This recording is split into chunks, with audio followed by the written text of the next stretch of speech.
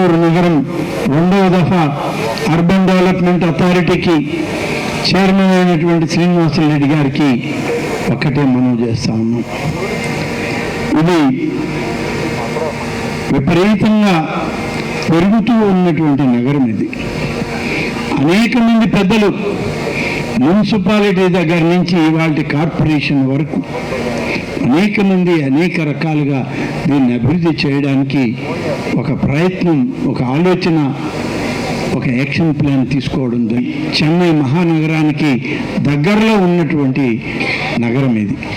ఇంత దగ్గరలో ఉన్నటువంటి కోస్తా తీరంలోని ఈ నగరం మరింత అభివృద్ధి చెందితే మన ప్రాంత వాసులకు కానీ, ఈ ప్రాంతంలో ఈ జిల్లాలో ఉన్నటువంటి అనేక లక్షలాది కుటుంబాలకి పట్టణీకరణలో భాగస్వాములయ్యే అవకాశం ఉంటుంది.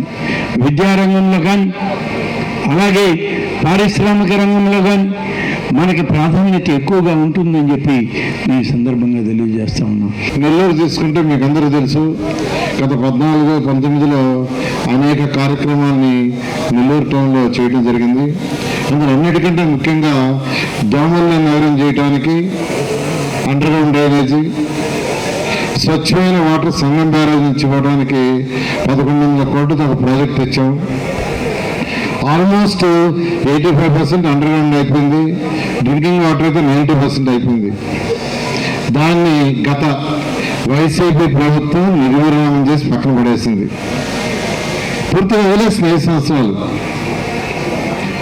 ఆ రోజు లోన్గా తెచ్చాం హట్కో నుంచి. అది నెల్లూరు మున్సిపల్ కార్పొరేషనే భరించదలిగి తెచ్చాం ఫస్ట్. తర్వాత నెల్లూరు కార్పొరేషన్ భరించలేదు, కట్లేరు సార్ వాళ్ళ ట్యాక్సీలను ముఖ్యమంత్రి గారికి చెప్తే దాన్ని మళ్ళా క్యాబినెట్లో పెట్టి అసెంబ్లీలో పెట్టి రాష్ట్ర ప్రభుత్వం భరించేటట్టుగా చేశారు. అంటే నెల్లూరు ప్రజలకు పైసా ఖర్చు లేకుండా ఆ 1100 కోట్లు దాని ఇంట్రెస్ట్ రాష్ట్ర ప్రభుత్వం కట్టేటట్టుగా. అయితే ప్రభుత్వం 2019 తర్వాత 165 కోట్ల రుణాలు మిగిలిపోయింది. ఆ రుణాలు తెచ్చుకుంటే ఆ ప్రాజెక్ట్ అయిపోయింది. ఈ 5 సంవత్సరాలు దాని జోలికే పోలేవాళ్ళు. ఇంకా 5 సంవత్సరాలు నేను ఈ మధ్య ముఖ్యమంత్రి గారిని అడిగి మళ్ళా ఢిల్లీ పోయి అట్లా వాళ్ళతో మాట్లాడి దాన్ని మళ్ళీ ఇచ్చేదానికి ఒప్పించా. ఈ విధంగా ఈరోజు నెల్లూరుకి ఏదైతే ఆగిపోయిందో ఆ ప్రాజెక్టు మళ్ళీ స్టార్ట్ చేస్తున్నాం.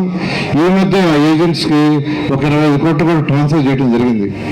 ఖచ్చితంగా మేము అందరూ చెప్తున్నాను, రాబోయే 1 year లేదా 1.5 yearలో ఏదైతే 1100 కోట్లతో చక్కటి స్వచ్ఛమైన నీరు సంగం బ్యారేజ్ నుంచి. ఎందుకు సార్ సంగం బ్యారేజ్ నెల్లూరు పక్కన ఉంది కదంటే, సంగం బ్యారేజ్లో 365 రోజులు నీళ్ళు ఉంటాయి. తెలుగుదేశం మీద కోపంతో ఆ మంచి పేరు మాకు వస్తుందని ప్రజల్ని ఇబ్బంది పెట్టారు. కానీ ఈ ప్రోగ్రాం దీన్ని కంప్లీట్ చేస్తాను.